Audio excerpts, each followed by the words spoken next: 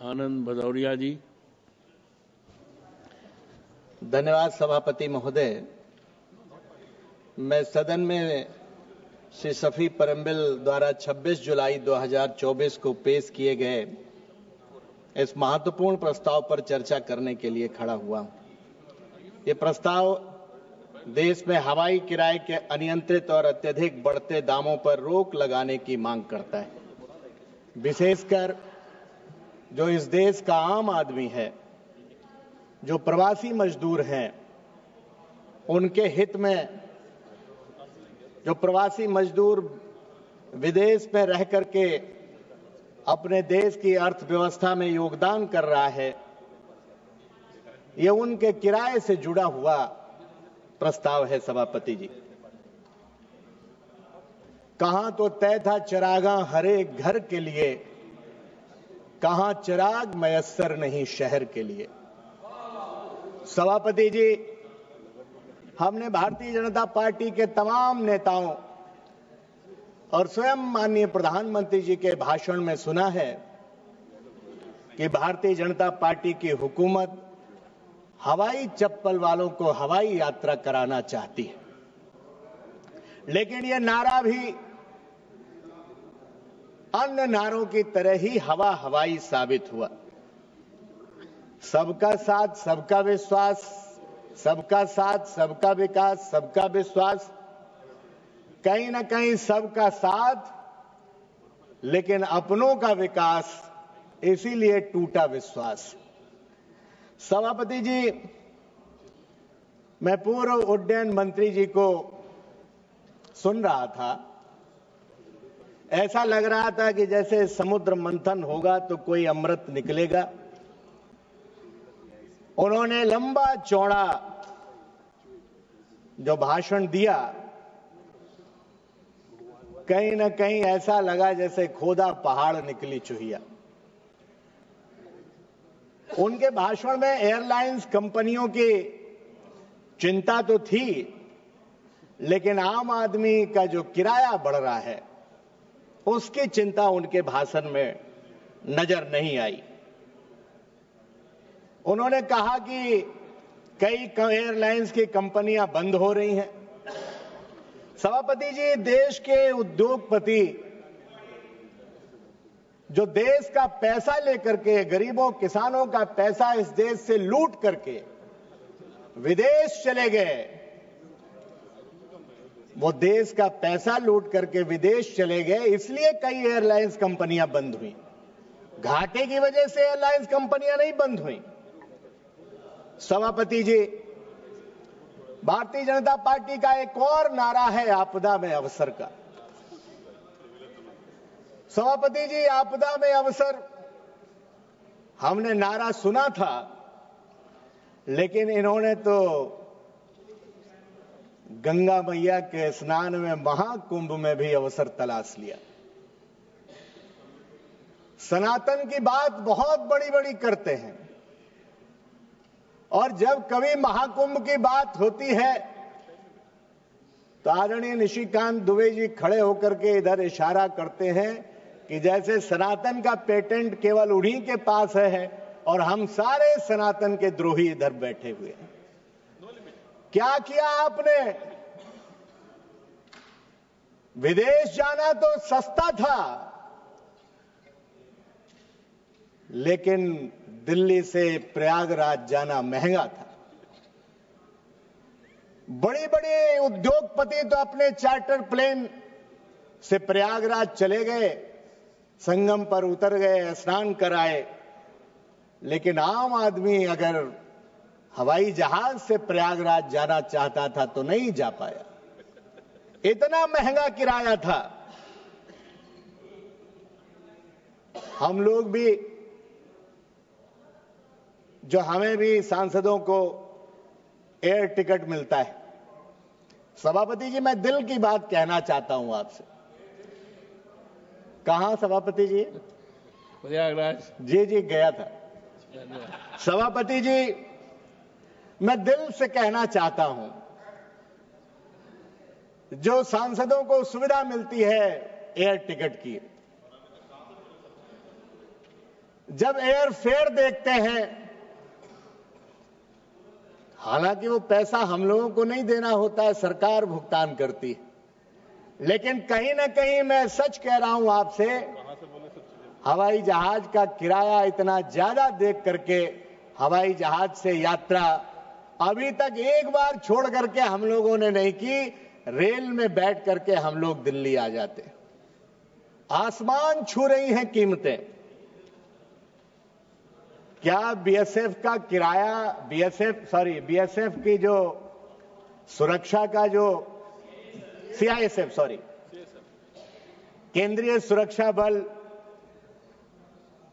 का जो भुगतान होता है, खर्चा आता है एयरपोर्ट अथॉरिटी पर, जो डिप्लॉयमेंट उनका होता है, क्या सरकार की जिम्मेदारी नहीं है कि आम आदमी की सुरक्षा करे? अगर हमें अपनी सुरक्षा के लिए खुद पैसा भुगतान करना पड़ेगा तो फिर सरकार का क्या काम है? महामहिम सभापति जी, सरकार की क्या जिम्मेदारी है? सरकार को सीआईएसएफ का भुगतान नहीं करना चाहिए। इसलिए सभापति जी मैं कहना चाहता हूं, 1994 से पहले भारत में हवाई किराए पर सरकार का पूर्ण नियंत्रण था, जिससे सुनिश्चित होता था कि यात्रियों को उचित दर पर सेवाएं मिलें। लेकिन एयर कॉर्पोरेशन एक्ट के निरसन और एयरक्राफ्ट रूल्स 1937 के नियम 135(1) के तहत एयरलाइंस को किराए तय करने की स्वतंत्रता मिलने के बाद यह व्यवस्था पूरी तरह बाजार के हाथों में चली गई। हालांकि नियम 135(4) के तहत DGCA, director general of civil aviation को अत्यधिक किराए वसूलने का या एकाधिकार की प्रवृत्ति पर रोक लगाने का अधिकार है, लेकिन यह प्रावधान भी पूरी तरह प्रभावहीन साबित हो रहा है। आज स्थिति यह है सभापति महोदय कि त्योहारों के मौसम में आप नई यात्रा कर सकते, और जो रूडी साहब बता रहे थे कि हम लोग तो आलसी हैं कि कल जाना है तो आज ही टिकट करा रहे हैं, 15 दिन पहले कराना चाहिए। सरकार की जिम्मेदारी है मानवर कि ऐसी व्यवस्था करे कि अगर किसी को इमरजेंसी में ही कोई फ्लाइट लेता है, नहीं तो अपने साधन से चला जाता, रेल से चला जाता, तो जब इमरजेंसी में जाना है सभापति महोदय तो फ्लाइट तो फिर एक आध दिन पहले ही होगी, महीने भर पहले तो कोई करेगा नहीं ये बुकिंग। इसलिए कहीं ना कोई ऐसा रास्ता निकालना चाहिए।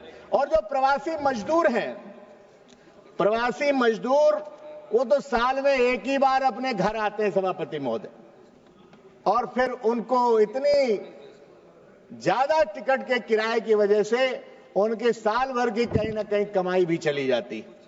इसलिए सभापति महोदय, एयरलाइंस का तर्क है कि मांग और आपूर्ति का सिद्धांत है, लेकिन क्या मुनाफाखोरी के आड़ में गरीबों का शोषण करना उचित है? डीजीसीए ने टैरिफ मॉनिटरिंग यूनिट बनाई, लेकिन यह केवल यह देखती है कि एयरलाइंस अपनी वेबसाइट पर दिखाए गए दामों के अनुसार ही किराया वसूल कर रही है या नहीं। यह व्यवस्था पूरी तरह नाकाफी है, क्योंकि एयरलाइंस पहले से ही मनमाने ढंग से अपने टैरिफ तय कर रही है। इसलिए सभापति महोदय, इस समस्या का समाधान क्या हो सकता है? कुछ हम लोगों के सुझाव हैं। हवाई किराए पर एक उचित ऊपरी सीमा, अपर लिमिट एक तय होनी चाहिए कि इससे ज्यादा आप मनमाने तरीके से वसूली नहीं कर सकते। सरकार एयरलाइंस ऑपरेटर्स, जनप्रतिनिधियों को और अन्य हितधारकों को एक साथ एक संयुक्त बैठक आयोजित करे, जिस पर विचार विमर्श हो, ताकि इस मुद्दे पर तुरंत कार्रवाई की जा सके। एक अर्ध न्यायिक निकाय का गठन किया जाए जो हवाई किराए की नैतिक और न्याय संगत निगरानी कर सके। इसलिए सभापति महोदय, हमने कृषि मंत्री जी की वो खबर भी अखबार में पढ़ी थी कि इतना महंगा किराया और महंगा टिकट लेने के बावजूद भी एयरलाइंस में टूटी हुई चेयर पर बैठ करके माननीय कृषि मंत्री जी को यात्रा करनी पड़ी। यह दुर्भाग्यपूर्ण है सभापति महोदय। जो एविएशन मिनिस्टर हैं उनसे काफी उम्मीद इस देश को है, इस देश के आम नागरिकों को है, क्योंकि वो नौजवान हैं, खुशमिजाज हैं, कुछ करना चाहते हैं। जी माइक सभापति जी ऑन नहीं तो आवाज नहीं आ पाती। अपने सुझाव और दीजिए। सभापति महोदय, नौजवान हमारे मंत्री जी हैं, कुछ करना चाहते हैं, सही समय है, यही समय है जब आप इतिहास में अपना नाम दर्ज करा सकते हैं। और मैं तो कहूंगा आपसे, कुछ लीजिए फैसला, कुछ रिसर्च करिए, और आम आदमी को जो उम्मीद है और सरकार का जो नारा है कि हवाई चप्पल वाला हवाई यात्रा कर सके, उस नारे को साकार करने के लिए काम कीजिए और ऐसी व्यवस्था निकालिए कि आम आदमी औसत दर्जे के किराए में। सभापति महोदय, जब महंगाई बढ़ रही है, जब आम आदमी की आमदनी लगातार घट रही है, मैं समाप्त कर रहा हूं आपके घंटी बजाने से पहले, इसलिए सभापति महोदय आपने समय दिया और इस प्राइवेट मेंबर बिल पर, बहुत महत्वपूर्ण बिल पर चर्चा हुई, तमाम सदस्यों ने बात रखी।